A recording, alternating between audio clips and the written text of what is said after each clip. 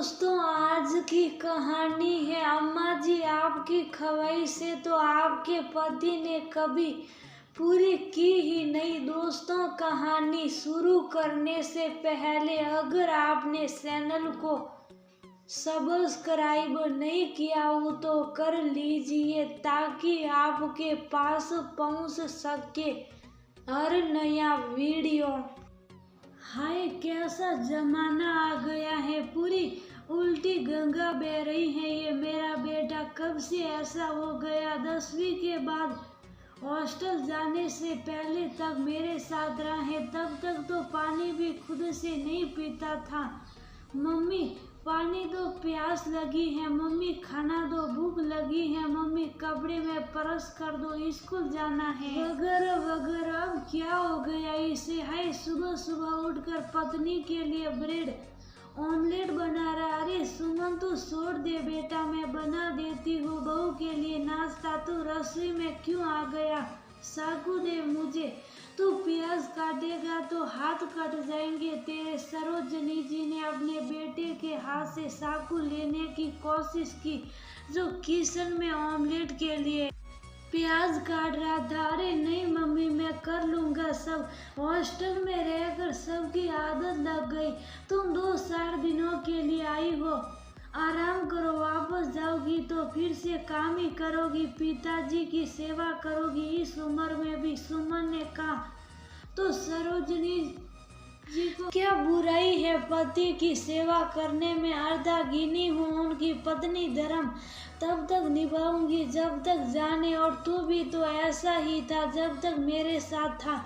हर जरूरत की फरमाइश में ही तो पूरी करती थी। तेरा ये रूप आज ही देख रही हूँ पहली बार। सरोजनी जी तमक कर बोली, पहली बार भी तो हो मेरे पास। शादी के बाद मैं और सोना इस शहर में आ गए और तुम गांव में रह गई।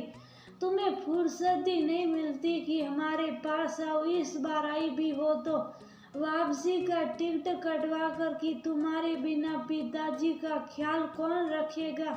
पिताजी का रिटायर्ड ग्रुप मेंबर का चुनाव आ रहे, इसलिए वह तुम्हारे साथ आ नहीं पाए और तुम यहाँ आकर भी दिन रात उन्हीं के लिए सोचती रहती हो। नहाएगी नहीं, खाएगी नहीं। सुमन हंसते हुए बोले, क्या खुसर फुसर हो रही है माँ बेटे में? सरोजनी जी की बहू टिया अपने कमरे से बाहर आकर बोली।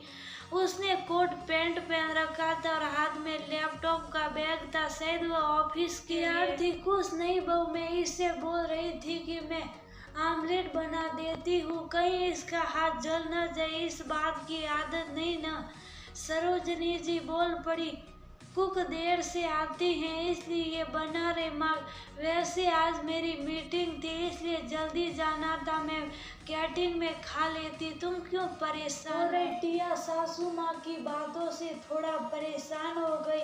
वैसे तो अक्सर सुमन उसे ब्रेकफास्ट बनाकर खिलाता था, पर इस बार वह असहज महसूस करने लगी। कोई बात नहीं टिया, तुम्हें देर हो रही, ब्रेकफास्ट रोल कर दिया है, इसे गाड़ी में बैठने के बाद खा लेना। और इस लंच बॉक्स को भी रखो, इसमें फ्रूट रख दिया है। ड्राइवर को ज़्यादा तेज ड्राइव करना मत बोलना, आराम से जाओ। सुमन ने टिफिन और रोल उसके हाथ में पकड़ाते हुए काटिया। जल्दी जल्दी शूज पहन कर निकल गई। सरोजनी जी को सब कुछ अटपटा सा लग रहा था। वह शुभ साफ बाहर आकर लॉन में लगे झूले पर बैठ गई। वैसे वह रूढ़िवादी स्त्री नहीं थी जिसे कोई नियम टूटना पसंद न हो। टिया को अपनी पसंद से उसके खिले खुले विचार और उसकी योग्यता देख कर ही वो ने अपने इकलौते बेटे के लिए पसंद किया था। लेकिन उनके ख्याल से स्त्री को स्त्री धर्म निभाना चाहिए। टिया की मीटिंग थी तो 1 घंटे पहले उठ जाती, अपना नाश्ता ही बना लेती। हमारा न सही, सुमन भी तो रात भर लैपटॉप पर काम करता है। अभी 8 बजे नाश्ता करके सो जाएगा। उसकी नाइट ड्यूटी चल रही है, रात भर काम और सुबह शाम किचन में। ये कैसी बात हुई? वैसे मैं कौन होती हूँ उनकी जिंदगी में? ईसा दखल अंदाजी करने वाली खुशी खुशी रहे जैसे ईसा हो मैं या टिया को डॉक्टर से दिखाने आई हूँ। दिखाकर चली जाऊंगी। सुमन ने बुला लिया कि टिया की तबीयत ठीक नहीं, उसे डॉक्टर से दिखाना है। वैसे तो टिया समझते दिख रही, पता नहीं फिर सुमन ने क्यों बोला कि जल्दी आओ, टिया की तबीयत खराब है। किस सोच में डूबी हो मम्मी, लो चाय पियो। सुमन की आवाज से उनकी तंद्रा टूटी। कुछ नहीं, कितना सुंदर घर लिया बेटा तुमने, ये लॉन तो दिल जीत गई, ये झूला, ये हरे घास, ये फूल की क्यारी और गमले। सरोजनी जी ने बात बदलते हुए कहा, तुम्हें याद है मम्मी, एक बार तुम सिन्हा साहब के घर पार्टी में गई थी, वहां से आने के बाद तुम कितनी खुश थी, बार बार उनके घर की तारीफ कर रही थी। उनके घर की कुर्सी, लॉन में लगा झूला, हरे हरे घास, नौकर चाकर का हुजूम, पर तुम्हें ये किसी को पता नहीं चलने दिया कि वैसा घर, वैसी सुख सुविधा तुम्हें भी चाहिए।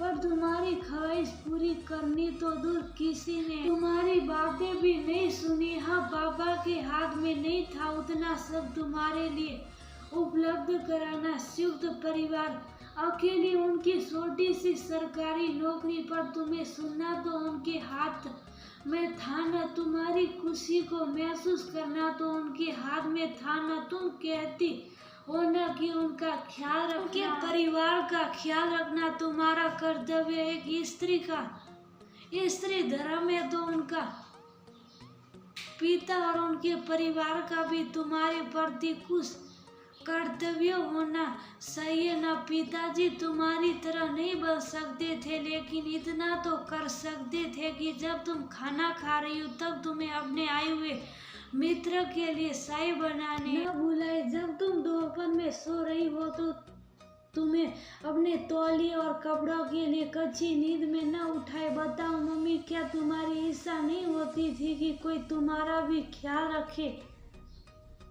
कोई तुमसे भी पूछे कि तुमने खाया कि नहीं, तुम्हारी तबीयत तो खराब नहीं, तुम्हें कैसे कपड़े पसंद है, या फिर सुबह से शाम तक किचन में ही रहोगी या मेरे पास भी बैठोगी। सरोजनी जी चुपचाप अपने बेटे की बात सुनी जा रही थी। चाय का कप हिलने लगा और आंखों में बाढ़ सी आ गई। कितना अजीब है ना मम्मी, तुम्हें आंसुओं के साथ रोते हुए भी पहली बार देख रहा हूँ। जब भी देखा तो सिर्फ महसूस किया कि तुम रोई होगी, वो भी तुम्हारे सुर्ख लाल नाक और सुर्ख लाल आंखों से। इस बार सुमन की बात पर सरोजनी जी के होठों पर थोड़ी सी रोती हुई मुस्कान आई तो सुमन भी गहरी सांस लेकर बोला, टिया की तबीयत बिल्कुल ठीक है, मैंने तुम्हें झूठ बोलकर यहाँ लाया है कि वह बीमार है। इस घर के गृह प्रवेश के बाद तुम यहाँ पहली बार आई हो। उस फंक्शन के वक्त ये घर पूरी तरह नहीं बना था। जब इसे मैंने तुम्हारे सपनों की तरह सजाया तो तुम्हें फुर्सत नहीं मिल रही थी यहाँ आने की, इसे देखने की। तुम्हें सिन्हा साहब वाला घर दिखाना था ना। अब आंसू पोंछो और बताओ कैसा लगा घर, ये खूबसूरत लॉन, घर के खूबसूरत दीवार, खूबसूरत पेंटिंग, घर के नौकर चाकर, तुम्हारा बेटा, तुम्हारी बहू। हंसते हुए सुमन माँ के हाथ से चाय का प्याली लेकर झूले को धीरे धीरे हिलाने लगा। सरोजनी अभी भी शुभ थी, उन्हें सब कुछ याद आ रहा था। कैसे सिन्हा साहब की घर की ज्यादा तारीफ, पर उनकी सासू माँ बीफर पड़ी थी, इसे बाहर मत ले जाया कर, इसका दिमाग खराब हो जाता। बाहर की दुनिया की सक्का सौ देकर वह सिर्फ काम ही तो करती थी सुबह से रात तक, बस सबों की सेवा। उसका कोई ख्याल रखे ये सपन में आया तो, पर कभी धरातल पर उसने आने न दिया, क्योंकि इसके बदले सिर्फ निराशा ही हाथ आती। पर मेरे सपन को मेरे बेटे ने कैसे पढ़ लिया। वह तो चुपचाप बैठे रहता था और अपनी फरमाइश करता रहता था। जब उसके पास जाती थी तो अपने पास बिठा लेता था और घंटे अपने स्कूल की कहानी सुनाता था। आज समझ आया कि और फरमाइशों के बहाने अपने पास मुझे बुलाकर कुछ फुर्सत के क्षण मुझे देता था। मम्मी, जब पति धर्म निभाती है तो पत्नी धर्म क्यों ना निभाए? एक परिवार में एक ही व्यक्ति सबों का ख्याल क्यों रखे? मैं टिया को आप बनने नहीं देना चाहता। वो सुबह उठकर अपना ब्रेकफास्ट बना सकती थी, लेकिन अगर मैं रात से जागा हूँ तो उसके उठने से पहले उसके लिए ब्रेकफास्ट बना दिया तो क्या गलत है?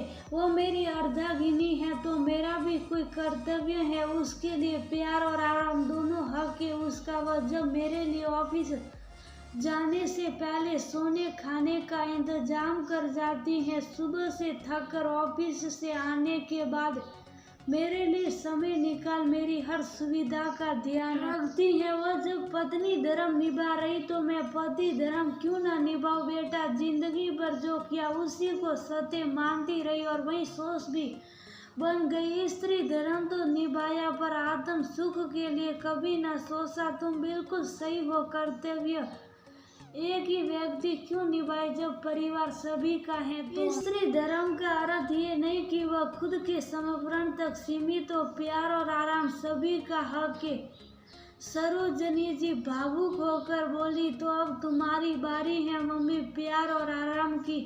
पिताजी रिटायर कर गए, हमारे पास आओ, रहो यहाँ, तुम्हें बाथरूम के आगे तौलिया लेकर खड़ा नहीं रहना पड़ेगा। जब पिताजी ना रहे होंगे, यहाँ बाथरूम भी बहुत बड़ा, कपड़े अंदर रखने की जगह है।